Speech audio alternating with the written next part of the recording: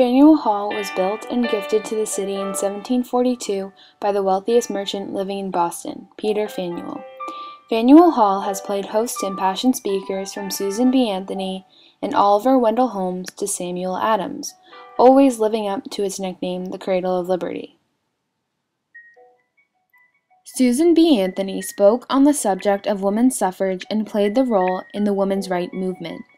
One weekly journal she had written, called The Revolution, promoted women's rights to suffrage and equality.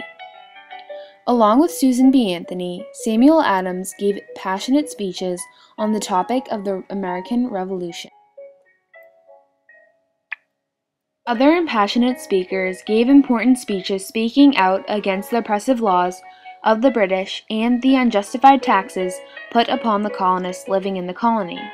These inspirational speeches became the stepping stone for America's desire to obtain independence from Great Britain.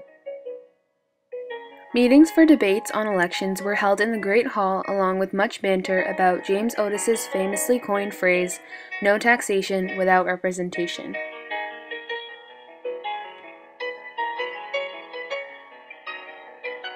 Faneuil Hall was a site for meetings where people would come to discuss issues. It became a place of freedom of speech, a place open to different ways and ideas. It was an area where the citizens of Boston could lecture, protest, and fight for their freedom. It became a place where Samuel Adams gathered citizens to fight for their independence from Great Britain.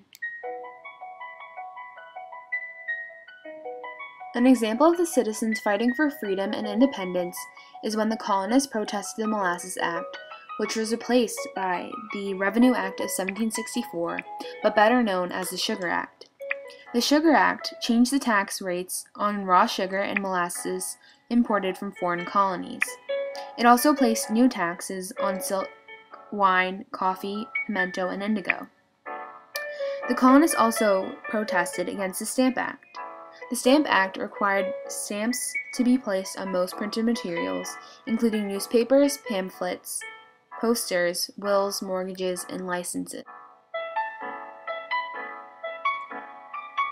In response to the Stamp Act, Bostonians tarred and feathered local stamp distributors and collectors. Another example would be the Boston Tea Party, when colonists jumped aboard the ships and dumped the chest of tea into the sea. This was in response to the Tea Act, which did not permit the colonists to smuggle or purchase Dutch tea. This was to increase the business in the British East India Company. Another act put upon the colonists was the Quartering Act. It forced the colonies to pay more for their own defense. If the colonies did not provide barracks for British troops, the act stated that troops could stay in taverns, inns, and barns, and the colonies had to pay their rent. In response to these acts, a group called the Sons of Liberty was organized by a merchant from Connecticut named Isaac Sears. The Stamp Act Congress was also created, and together they issued the Declaration of Rights and Grievances. Not only was Faneuil Hall used as a meeting place, but a marketplace as well. The marketplace included 3 other long granite buildings called the North, Quincy, and South Markets. Faneuil Hall was founded as a central marketplace for livestock, meat, vegetables, and dairy products that could be purchased conveniently on a daily basis.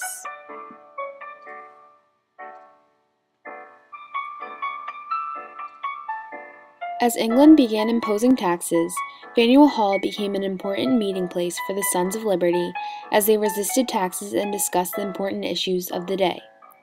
Leading up to the American Revolution, the building became the first town hall in Boston, and the Great Hall on the second floor held public sessions where Bostonians debated issues, elected town officials, and voted local taxes. The hall set scene for many meetings where Bostonians voiced their opinions against the oppressive policies of the Parliament. Today, Faneuil Hall is more of a marketplace than a place for discussing town matters. However, today people gather in the Great Hall to hear about how much history Faneuil Hall has to offer.